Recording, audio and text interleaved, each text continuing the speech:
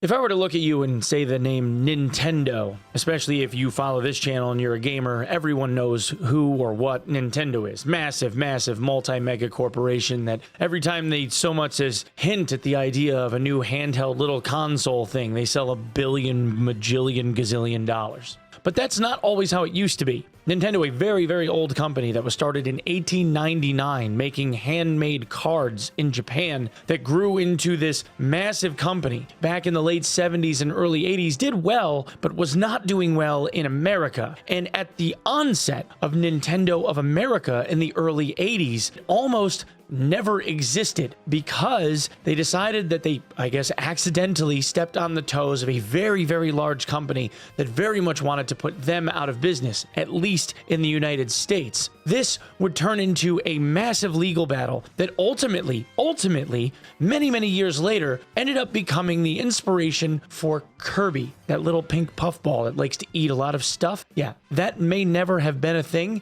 if it hadn't been for this story that I'm about to tell you right now.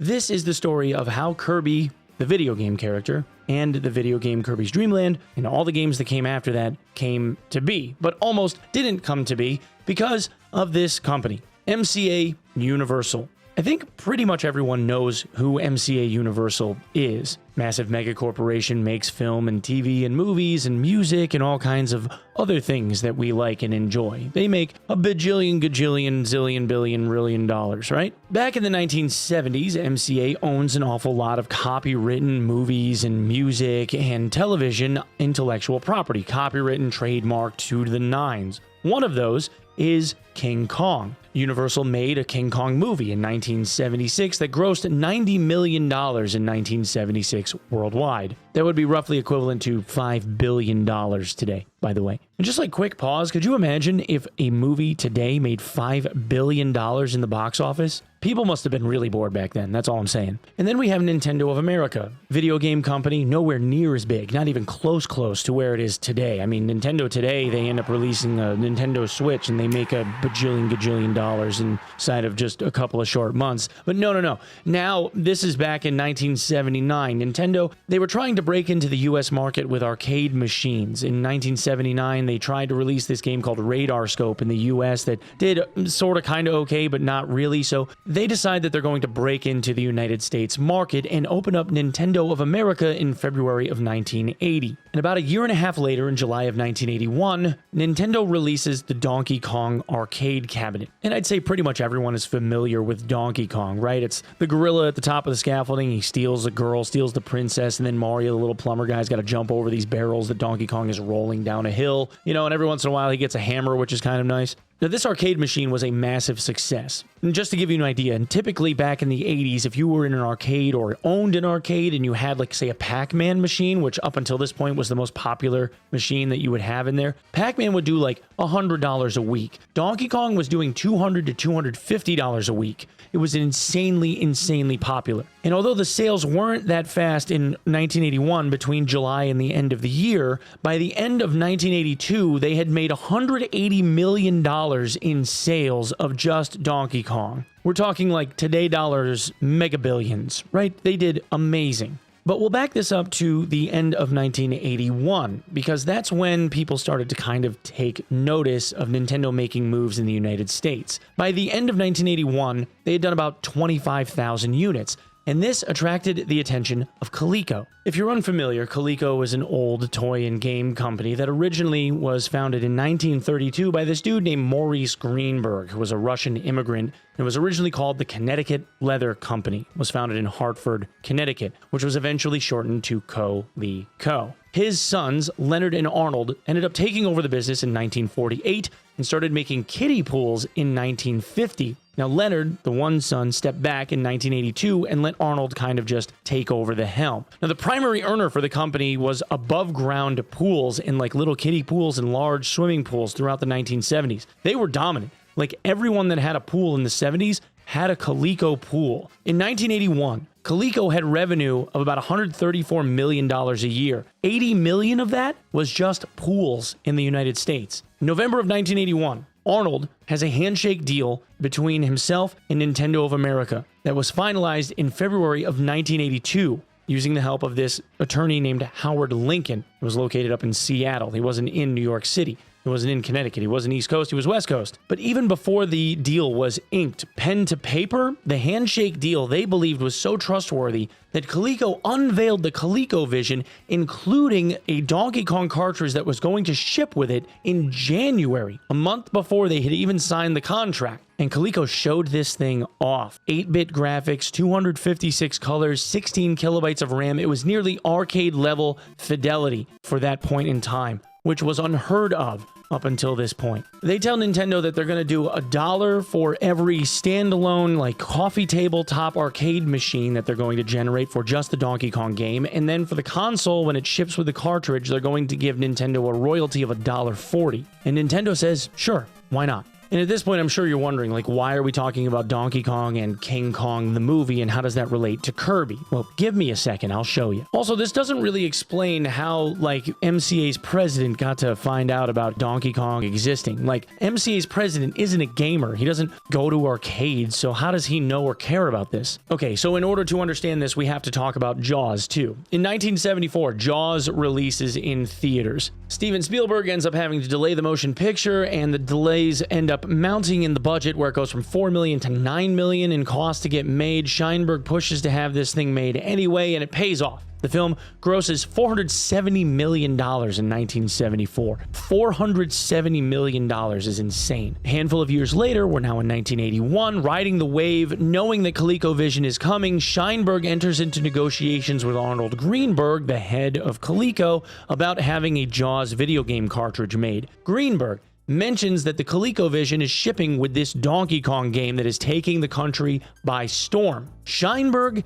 hears the word Kong, and alarm bells start going off in his head. In late 1981, early 1982, Scheinberg starts threatening major legal action if Coleco doesn't drop Donkey Kong from its list of games. Coleco hesitates, which turns Scheinberg's sights on Nintendo. See, Scheinberg's whole thing here is that he believes they're infringing on the Donkey Kong copyright. So he sues Nintendo and Coleco for breaching copyright and trademark on King Kong in July of 1982 in New York City. Now this ends up rattling everybody because MCA has a reputation of being extremely hard-nosed. MCA is a massive, massive company at this point, by the way. In 1982 dollars, they made $1.6 billion in revenue. They had 12,000 employees. Nintendo, comparatively, had $160 million in revenue in 1982, most of which was because of the Donkey Kong machines. They employed about 600 people. And Coleco, even though they were a bit larger at this point in time than Nintendo, only, and I say only because it's only because we're comparing it to Universal, only had revenues of about $250 million and 1,500 employees. When you consider that Universal is then 5 times larger than Coleco and 10 times larger than Nintendo, you can start to see why they might have had beads of sweat on their foreheads, right? It also didn't help that Scheinberg referred to Nintendo as, and I quote, a small Japanese upstart. Nintendo of America and Coleco had to scramble bad. You have to remember that Nintendo had 2 arms here. They had Nintendo Global in Japan and Nintendo of America in New York City. So when we're talking about total revenue, we're talking about Japan included, but Nintendo of America was kind of sort of on its own here. Because Nintendo of America originally, in January of 1981, right, like 6 months after this place was established, only did about $4 million in revenue. But then Donkey Kong came along and it boomed. It did $111 million by the time the lawsuit was filed in 1982. But even with that considered, if this lawsuit went the way of Universal, it was likely that Nintendo of America was going to be bankrupted. And by the way, the reason why MCA filed this in New York was because MCA had a satellite office in New York, Coleco was located in Hartford, Connecticut, right nearby, and Nintendo of America's headquarters was in New York City. It just made sense. Plus, all of the distribution, all of the money that was exchanging hands was going centrally straight through New York or the East Coast, if you want to think about Hartford, Connecticut. All of that was basically flowing through that district. And then, of course, there was Scheinberg's argument of harm to the King Kong IP, given that 750,000 units for ColecoVision were being distributed by way of New York City. Basically, all of the legal deals and sales in the USA had flowed through the Northeast for both companies. So how does this all get us to the fluffy pink guy? Nintendo of America's CEO, Minoru Arakawa, and Greenberg both received telexes. All right, quick pause. A telex is like a fax, but you had to type in the message yourself once you were directly connected to them. You would like call them up like a phone number, and then you would type in a message like they got an instant telegram kind of thing. Anyway, this is before fax machines. It's the 80s. Anyway, Scheinberg sends them a telex that says they need to cease and desist all sales related to Donkey Kong and pay damages or face this lawsuit. The only strong IP attorney that they have any knowledge of, Nintendo I mean, is this guy Lincoln. You know, that dude in Seattle that took care of the contract between Nintendo and Coleco? But Lincoln was like, I'm a regional firm. I live out in Seattle. I'm not in New York. We don't take on cases this big, and we've never practiced law in New York City. And from here, the story's a little bit iffy, but basically the idea is that Lincoln probably talked to some of his partners at his law firm, and they ended up calling up this firm in New York called Mudge Rose. And Mudge Rose recommended this partner that had been a partner at the firm since the early 70s with this stellar resume, goes to Harvard Law, graduated from Harvard in 1958, clerked for the U.S. Court of Appeals. He worked for the U.S. Department of Justice in the 1960s, and he was known for huge antitrust wins like defending IBM against Control Data Corp in the 1970s, which was a huge software-related case back then. Arakawa flies Lincoln and himself to Japan to brief Hiroshi Yamauchi, the then president of Nintendo, on Universal's threat, and was given permission to seek outside counsel. And they brought in this guy, John Kirby, as the lead litigator. And Kirby says, we're fighting them. We're not going to back down. We're not paying them anything. We are going straight to court. I'm going to fight them all the way. And to Yamauchi's credit, he gambled, and he gave Arakawa and John Kirby his blessing. Now, Kirby was a smart and defiant MFer. The court battle went from July of 1982, well, at least the primary court battle, from July of 1982 to July of 1984. The final judgment on it, after all the appeals and everything, took another 2 full years, but the court was decided in 1984. But Universal was not playing around. Right off the rip, they went for what's called a court injunction. An injunction is like trying to get somebody to stop doing what they're doing. But they tried for this broad injunction on Nintendo and ColecoVision for all of the DK arcade machines, tabletop arcade machines, and game cartridges, saying that there was damage to the King Kong name and that damage was ongoing. But this court injunction attempt completely failed, with the judge saying that basically there wasn't enough ample evidence to prove that they had been really infringing. Even with that being the case, in January, just 6 months later, January of 1983, not including what's going on in court, not part of the court case whatsoever, Universal decides to send out cease and desist letters to Nintendo and all of Nintendo's partners regarding Donkey Kong that included Coleco and Atari. This was due to, just prior, a little bit earlier in the month, Coleco attending CES starts showing off their Atom computer. At CES, they had marketed the Atom computer shipping with a Donkey Kong cartridge as well. But this C&D made Coleco nervous. See, their game sales, their console sales that they had kind of gone all in on weren't doing as well as they had hoped. And they were worried that a long, drawn-out legal battle was going to end up burying them. I mean, not very long after this, Coleco goes out of business and declares bankruptcy anyway, but that's a different story. Coleco, being worried about this lawsuit, ends up caving to try to avoid any type of ongoing legal battle with Universal and agrees to pay a 3% royalty to avoid litigation. But this only lasted about 6 months. These C&D letters pissed Kirby off, and Kirby ends up countersuing. Kirby countersues, citing torturous interference with contractual relations, saying that the cease and desist letters disrupted and interfered with Nintendo's business relationships, which cost Nintendo money. Kirby also argued that Universal was participating in what is referred to as unjust enrichment. Basically, Nintendo argued that Universal was being greedy scumbags over baseless trademark claims. And lastly, Kirby also stated that this game was protected under the First Amendment,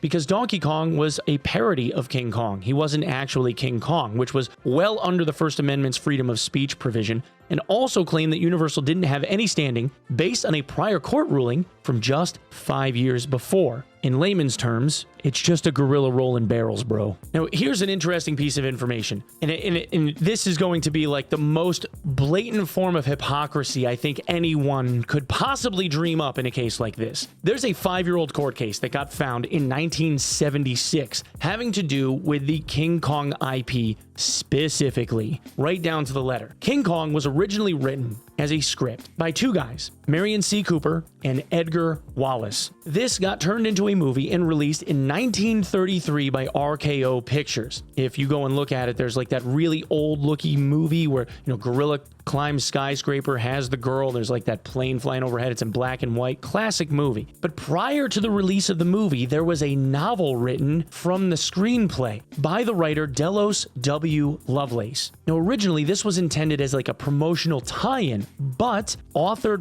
books, also have their own copyright. And back in 1932, when this was released, it was based on the copyright law of 1909, where you got a copyright for 28 years, and then you had to renew it again one other time. You had one more chance to renew for another 28 years. The copyright for King Kong the Motion Picture from RKO was absolutely within trademark and under copyright. They renewed it, but they did not renew the story from the novel. This meant, and still means to this day, that the story of King Kong that was written and published in 1932 is still public domain. Anyone can make up a story having to do with King Kong and that story, climbing a building with a girl and, Skull Island and the giant gorilla, the whole thing. Anyone can make that movie right now, no matter who you are. You can go out and make that movie right now, and they can't sue you for it. They can't. You can't copy the script, right? You can't go and copy one of Universal's movies, but you could make your own, and lots of studios have. You can do that now. Everyone can. You know who won that case?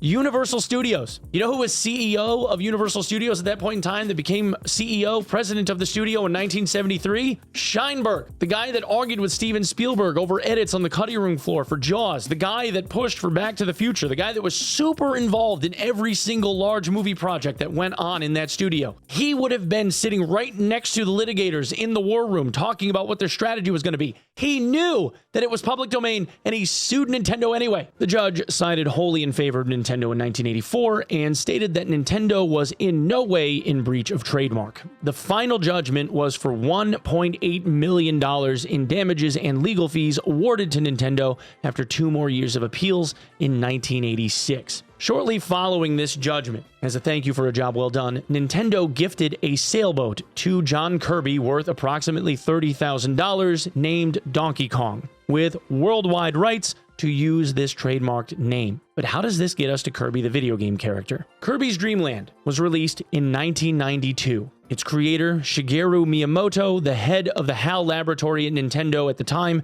had created this pink puffball little guy that inhaled his enemies and either spit them back out at people or swallowed them whole to imbue himself with interesting powers. He was a rather unassuming little fella that would come up against bosses 10 times his size. But what to name him? Originally, they worked with the name Popopo, but it seemed too long and had too many syllables. It didn't really work. It didn't catch enough. And then Miyamoto remembered the unassuming John Kirby and how he assisted the little guy of Nintendo take down the Goliath of Universal, and that John was a bit round-shaped and tried the name on for size. In Japan, it's pronounced more like Kabi rather than Kirby. Short, to the point, punchy, and it seemed to roll off the tongue really easily for people in Japanese culture. So the name stuck. Since its launch in 1992, Kirby and the associated plush toys, multiple video game titles, manga releases, Kirby-branded console releases like the Nintendo Switch, etc., have earned Nintendo an estimated $2.5 billion in sales. And to think, this may never have happened. Kirby may never have existed, and Nintendo of America may have been bankrupted. All because the president of Universal Studios thought that every angry gorilla looked the same.